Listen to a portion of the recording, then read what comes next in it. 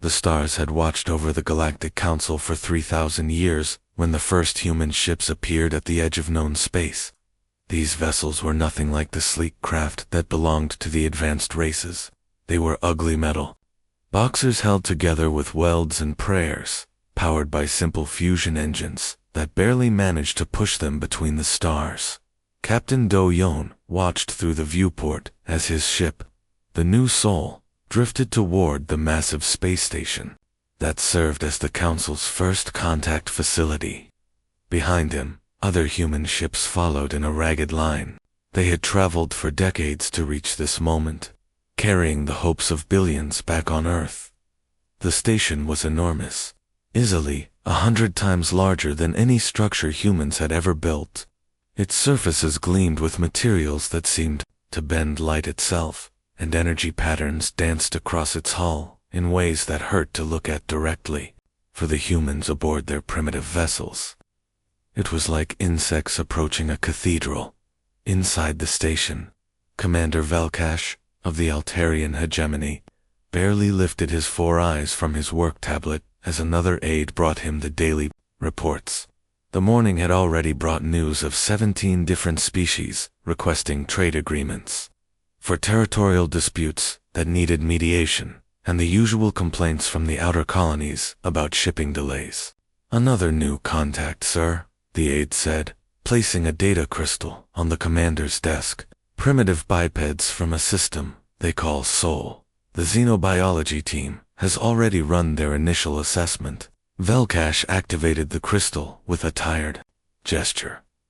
Holographic images of humans filled the air above his desk, rotating slowly as text scrolled past in the galactic common language. The assessment was brief and unimpressive. Class 2-7 sapiens, no psychic abilities, no natural weapons or armor. Technology level roughly equivalent to what most species achieved about 50 years before they discovered faster-than-light travel. "Farming assignment?" Velkash asked, without really caring about the answer. "Kepler 438b has been requesting more agricultural workers. The soil there is rich but needs constant tending. These humans seem physically capable of the work." The commander approved the assignment with a gesture and moved on to more important matters. Humans were just another species of workers, no different from the hundreds of others that served the greater galactic community. They would farm, they would trade their crops for basic technology, and they would live quiet lives on the edges of civilization. If Velkash had bothered to read the full xenobiological report instead of just the summary, he might have noticed some unusual details.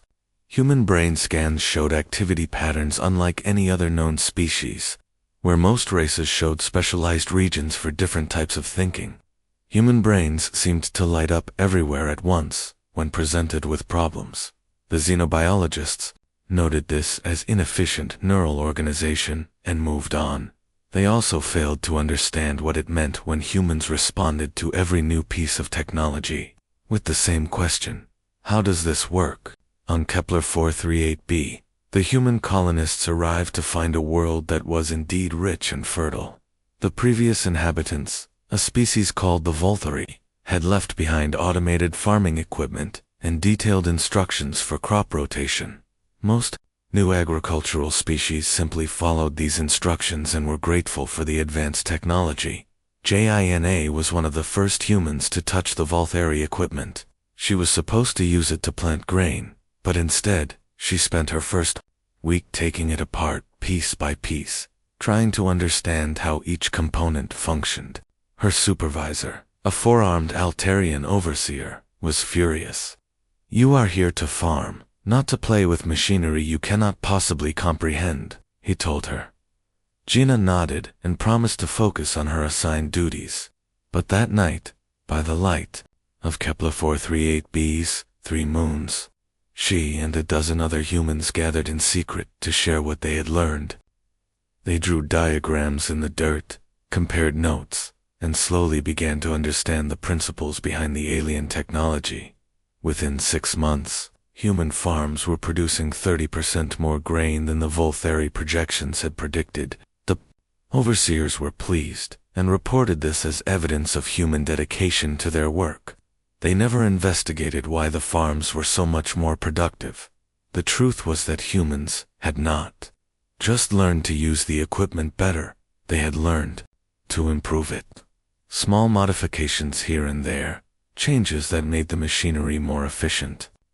They had also begun building their own tools, using scavenged materials and principles learned from studying council technology. Minjun ran one of the largest human settlements on Kepler 438b.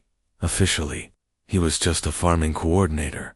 Unofficially, he had become something the galaxy had not seen in centuries, a human who refused to accept his limitations.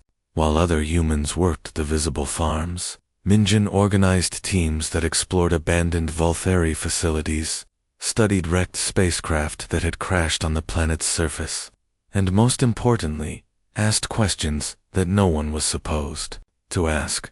Why do the council races treat us like children? He asked during one of their secret evening meetings. Why are there whole sections of space we are forbidden to visit? What are they afraid we might find? These questions spread among the human colonies like wildfire, and with each question came the determination to find answers, no matter what the cost. 50 years had passed since humans first arrived in council space, and something was wrong. Overseer Calthon stared at the agricultural reports from the human colonies with growing confusion. The numbers made no sense. Crop yields had increased by 400% over the past decade, but population records showed that human numbers had actually decreased. Where did they go? He muttered to himself, pulling up settlement surveillance data. Entire farming communities that had been thriving just months ago now stood empty. Buildings remained intact, equipment was still functional, but the humans were simply gone. When Calthon's investigation team arrived at the abandoned settlement of New Busan, they found something even stranger. The farms were still producing crops, but they were being tended by machines that no human colony should have possessed. Sleek automated harvesters moved through the fields with precision that exceeded even council standards. The technology was clearly based on human understanding of alien systems, but improved in ways that the original designers had never imagined. Impossible, whispered technician Vexera, as she examined one of the harvesters. These modifications require knowledge of quantum field manipulation. Humans are Class 7 sapients. They should not understand these concepts. The few humans who remained in the settlement gave the same answer to every question. Their neighbors had found better opportunities elsewhere. When pressed for details, they simply smiled and said they did not know where their friends had gone. The investigation team noted unusual readings in the humans' brain scans, but dismissed them as irrelevant. Far beneath the surface of asteroid belt designation, K7739, Dr. Min-Ho Kim walked through corridors that should not have existed. The facility stretched 4 kilometers through the hollow interior of what had once been a lifeless rock. Workshops hummed with activity as human engineers worked alongside machines that blended council technology with innovations that no other species had ever conceived. Status report, Min-Ho said as he entered the main laboratory. At 70 years old, he moved with the careful grace of someone who had spent decades working in low-gravity environments. His hair had gone completely white, but his eyes still burned with the same curiosity that had driven him to take apart his first piece of alien technology 50 years ago. Hyjin looked up from a holographic display showing ship schematics. She had been one of his first students back on Kepler 438b. A young woman who had asked too many questions for her own good. Now she led the engineering team that was designing humanity's future. The first squadron is ready for testing, she reported. 12 ships, each incorporating everything we have learned about council propulsion, weapons, and defensive systems. They are faster than anything in the known galaxy, completely invisible to council sensors, and armed with weapons that can cut through their strongest shields. Min-Ho nodded as he studied the ship designs. They looked nothing like human vessels, or council craft, where human ships had been boxy and utilitarian, and council vessels were elegant but predictable. These new ships were something entirely different. They flowed like living things, their surfaces seeming to shift and change as he watched. "How many humans know about this project?" he asked, directly. "Maybe 10,000. But the supply network includes another 100,000 across 40 different systems. Everyone thinks they are just improving farming equipment or building better mining tools. They have no idea they are constructing the most advanced fleet in galactic history." This was the genius of humanity's approach. They had not built a single massive facility that could be discovered and destroyed. Instead, they had created thousands of small workshops, hidden mining operations, and secret research stations. Each location produced only a few components, and only a handful of people knew how all the pieces fit together. Jayan commanded one of these hidden outposts, carved into the dark side of a moon that council charts listed as uninhabited. His team of 30 humans had spent 5 years learning to manufacture quantum processors using techniques reverse-engineered from captured council equipment. They believed they were helping to build better farming computers. They had no idea their processors would power weapons capable of destroying entire fleets. "Production is ahead of schedule," Jayan reported during his weekly communication with the Central Command. "The new design is 40% more efficient than anything the Council uses. We should be able to supply enough units for the entire project within 6 months." Similar reports came in from hidden facilities throughout human space. A mining operation that was secretly producing advanced hull materials. A research station disguised as a weather monitoring facility that had cracked the secrets of Council faster-than-light communication. A seemingly abandoned asteroid that housed the galaxy's most sophisticated weapons testing range. The Council's own surveillance network carried reports of these activities, but the data was scattered across thousands of routine reports. No single intelligence analyst saw enough pieces to understand the bigger picture. They saw humans improving their farming efficiency, expanding their mining operations, and conducting what appeared to be basic scientific research. Everything appeared normal and harmless. Dr. Minho Kim stood before the holographic display that showed the true scope of humanity's achievement. Hundreds of ships hung in hidden shipyards, ready to emerge when the time was right. Space stations, disguised as asteroids, provided manufacturing capability that rivaled entire Council worlds. Most importantly, nearly 1 million humans now possessed technical knowledge that officially did not exist. "They taught us to be farmers," Minho said, quietly to the empty command center. "They thought we would be grateful for the chance to grow food for our betters. They never imagined we would learn to grow into something they could not control." The revolution had been quiet, but it was complete.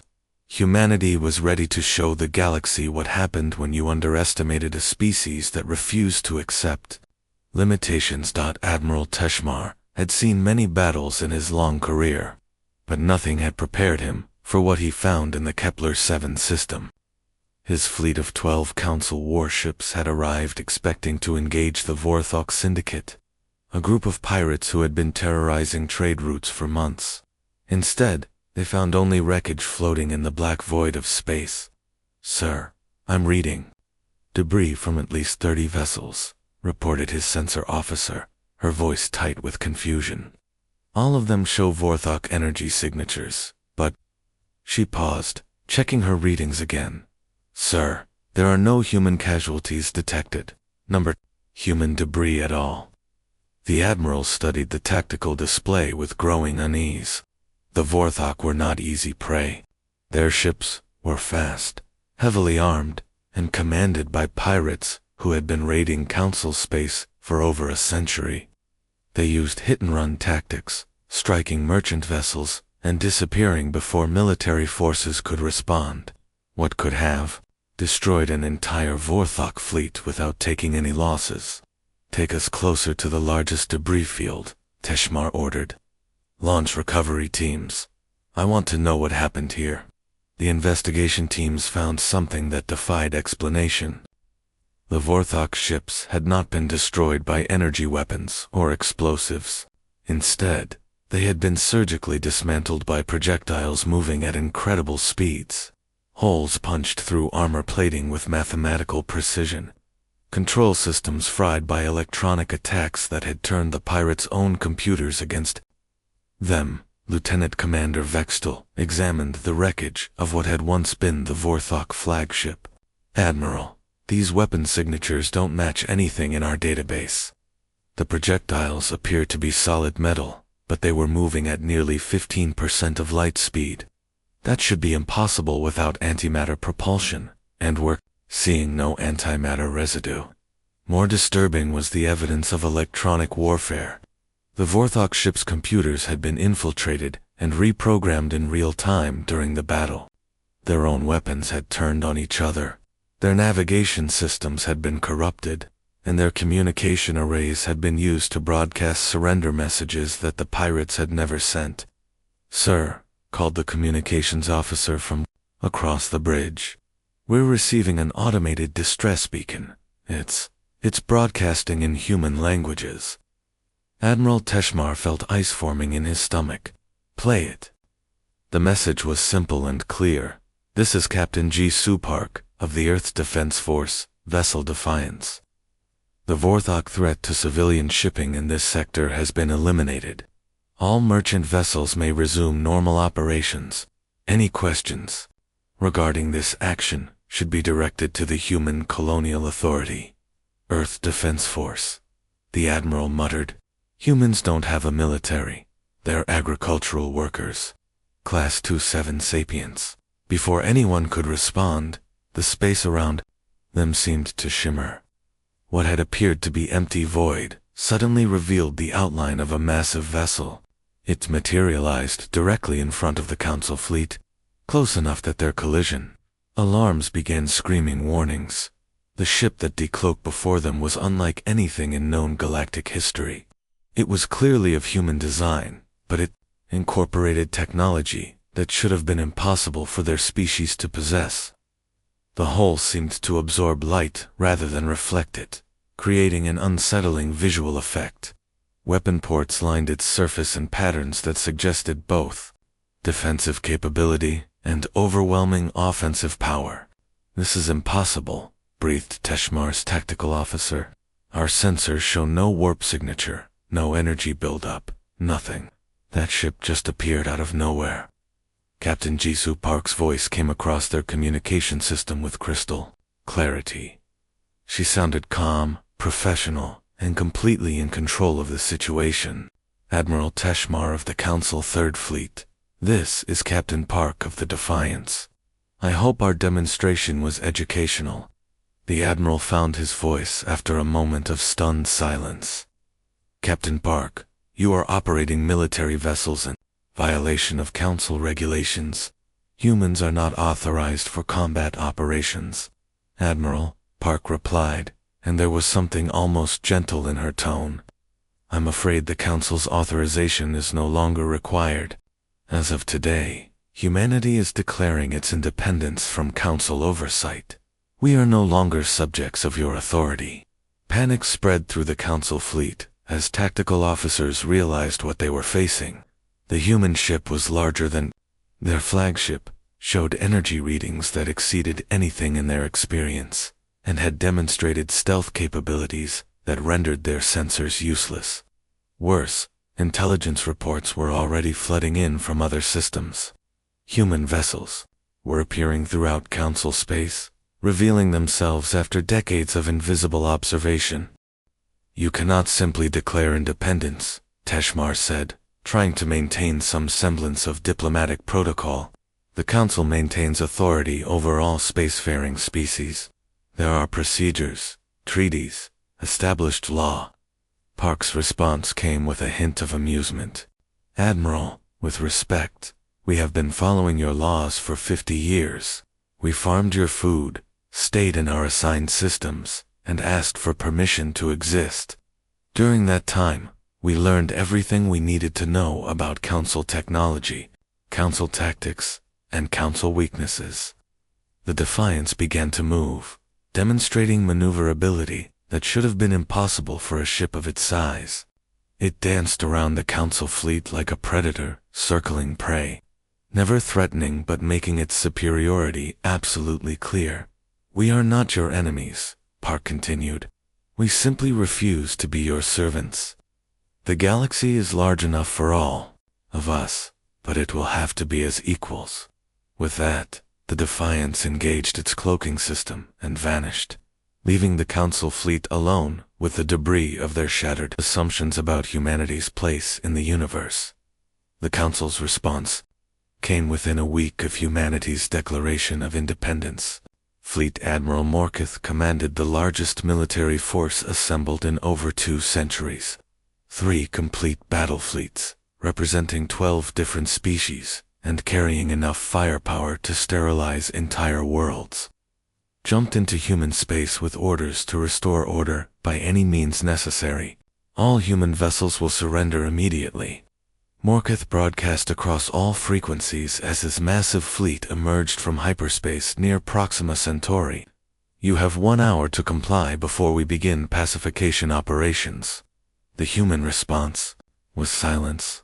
Long-range sensors detected no major military installations, no massive defense fleets, nothing that could threaten a force of this magnitude. The Admiral studied his tactical display with satisfaction. Perhaps the humans would surrender without a fight once they saw the futility of resistance. "Sir," called his sensor officer, uncertainty creeping into her voice, "I'm detecting unusual readings from the asteroid belt. Multiple objects are... moving." Morketh turned to study the display. What he had assumed were lifeless rocks were indeed moving, changing course with precision that suggested artificial control.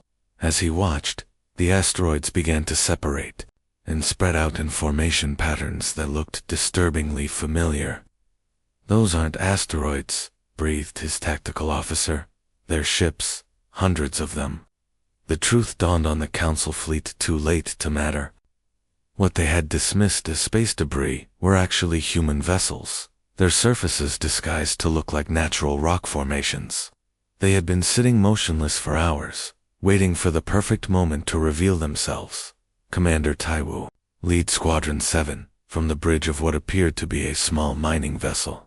In reality, his ship was packed with weapons systems that had been miniaturized using technology the Council didn't know existed. Around him, 99 other ships, just like his, activated their true configurations. "All squadrons, this is command," came the voice of Admiral Sunhei over the secure channel. "Execute Pattern Delta.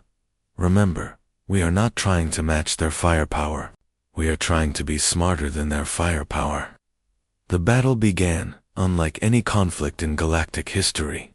Instead of massive ships exchanging devastating volleys, hundreds of small human vessels swarmed through the Council formation like angry insects. They moved too fast for the heavy weapons to track effectively, striking at weak points with surgical precision before vanishing back into the chaos of battle. Admiral Morketh watched in growing horror as his carefully organized battle lines dissolved into confusion. His ships were designed to fight other capital vessels in traditional formations. They had no effective defense against enemies that refused to stay still long enough to be targeted. "All vessels, maintain formation discipline," he ordered, but it was already too late. Human ships had identified the communication patterns that held Council fleets together and were jamming specific frequencies. His subordinate commanders found themselves cut off from central coordination, forced to make independent decisions in situations they had never trained for. Worse, the humans seemed to know exactly how Council officers would respond to each situation. When Captain Velter of the heavy cruiser Dominance followed standard protocol and moved to protect a damaged destroyer, human fighters were already waiting in position to ambush his ship. When Squadron Leader Kexahan attempted a flanking maneuver, he found himself flying directly into a trap that had been prepared hours in advance. "They're reading our tactical manuals," Morketh realized with growing dread. "They know our procedures better than we do." Commander Ji-hoon piloted his fighter through a gap in the Council formation that shouldn't have existed. His ship's computer was linked to every other human vessel in the system, creating a network of shared information that gave them perfect battlefield awareness. He knew the position and status of every enemy ship, every friendly vessel, and every piece of debris in the combat zone. "Target the command ship's communication array," he reported, as his weapons locked onto the Council flagship. "If we can isolate their admiral, the rest of the fleet will start making mistakes." The attack succeeded perfectly. Precision railgun rounds, fired from ranges that exceeded Council weapon capabilities, struck the flagship's communications equipment with devastating accuracy. Admiral Morketh found himself cut off from his own fleet, watching helplessly as his ships began to scatter and retreat without orders. But the humans weren't finished demonstrating their capabilities. As the Council forces tried to regroup, the empty space around them came alive with weapons fire. Cloaked missile platforms that had been hidden throughout the system began launching attacks from impossible angles. What the Council had assumed was empty space was actually filled with human defensive installations, all invisible to their sensors. The final blow came when human ships began using the Council's own weapons against them. Boarding parties that moved like ghosts through enemy vessels, electronic warfare that turned ship computers into allies, and most terrifying of all, the gradual realization that humans had been monitoring Council communications for decades and knew their every tactical doctrine. After 18 hours of combat, 2 entire Council fleets had been destroyed or captured. The Third Fleet, commanded by Admiral Keshuan, managed to escape only because the humans allowed them to leave. As his battered vessels limped away from the battlefield, Keshuan carried with him reports that would change everything the galaxy thought it knew about warfare. "They don't fight like any species we've ever encountered," he reported to the Council emergency session. "They fight like they can see the future, like they know what we're going to do before we decide to do it. And their technology, ... He paused, struggling to find words. "Their technology makes our best ships look like toys." The age of Council dominance was over, ended by a species they had dismissed as primitive farmers. 10 years had passed since the Battle of Proxima Centauri, and the galaxy had never recovered from the shock. The great Council chambers on Altair Prime, which had once echoed with the confident voices of a dozen ruling species, now stood mostly empty. Half the member worlds had withdrawn from the alliance, choosing to negotiate directly with the new power that had emerged from the Outer Rim. Captain Yuna guided her patrol ship through what had once been called the Terran Agricultural Zone. The star charts still used that name, but everyone knew it was meaningless now. This was human space, a region that extended across 40 star systems and grew larger every month. Other species avoided it, unless they had official business, and even then they traveled with extreme caution. "Sir, we're receiving a transmission," her communications officer reported nervously. "It's from a human vessel." Yuna felt the familiar tightness in her stomach that came with any contact with humans. "Put it through." The voice that came across their speakers was polite and friendly, speaking perfect galactic standard, with only a slight accent. "Patrol Vessel Seeker, this is Captain Dong-Yoon of the human ship Explorer. Welcome to the Kepler system. Please, state your business here." "We are conducting a routine patrol," Yuna replied, trying to keep her voice steady. "Our course will take us through the outer system only." "Understood. Please be aware that we have active mining operations throughout the system. For your safety, we recommend following the navigation route we're transmitting to you now. Have a pleasant journey." The transmission ended, leaving Yuna staring at the new course data on her screen. The recommended route avoided dozens of locations that her charts showed as empty space. She knew without asking that those locations were not empty at all. They were filled with human installations that her sensors could not detect, weapons that could destroy her ship in seconds, and technologies that the galaxy was still struggling to understand. In the capital city of New Geneva, built on a world that had once been considered worthless. Ambassador Soman Lee prepared for another day of negotiations. She was the daughter of the legendary Dr. Minho Kim, the man who had guided humanity's secret revolution for 50 years. Now she carried the responsibility of managing humanity's relationships with the rest of the galaxy. The Altarian delegation is here to discuss trade agreements, her assistant informed her. The Zarian Empire wants to know if we'll accept their application for protected status, and the Vorthok survivors are still asking for asylum. Somi nodded as she reviewed the day's schedule. Each meeting represented a species that had once looked down on humans as primitive laborers. Now they came asking for help, protection, or simply the right to exist in the same galaxy as humanity. Without fear, the Altarian delegation entered her office with the careful movements of beings who knew they were completely outmatched.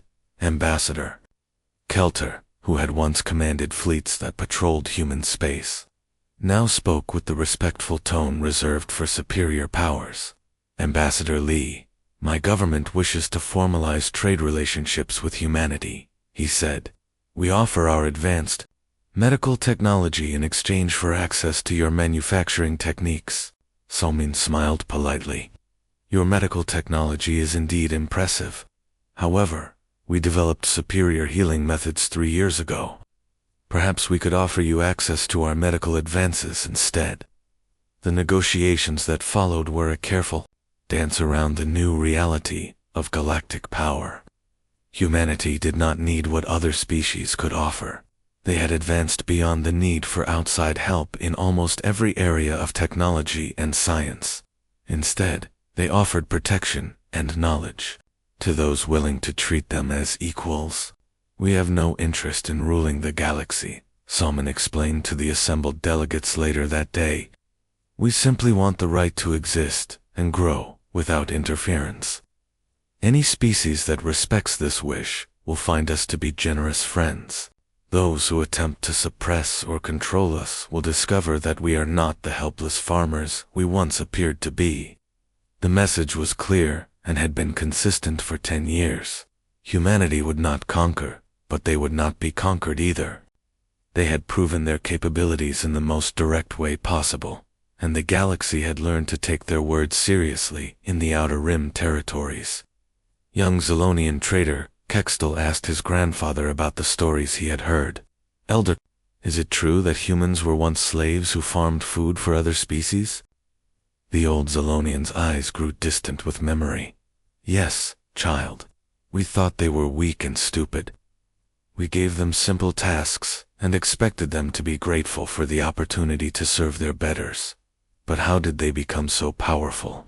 His grandfather was quiet for a long moment before answering. They never stopped asking questions, even when we told them the answers were beyond their understanding. While we were content with the way things were, they were learning everything they could about how things worked. We taught them to be servants, but they taught themselves to be masters. The lesson had spread throughout the galaxy. When exploration ships encountered new species, the first question was always whether they showed signs of unusual curiosity. Species that asked too many questions were watched carefully, treated with respect, and never underestimated. The humans had taught the galaxy the most dangerous truth of all. Sometimes the quiet ones, who seem harmless, are actually the ones who will change everything, and by the time you realize it, they are already too powerful to stop.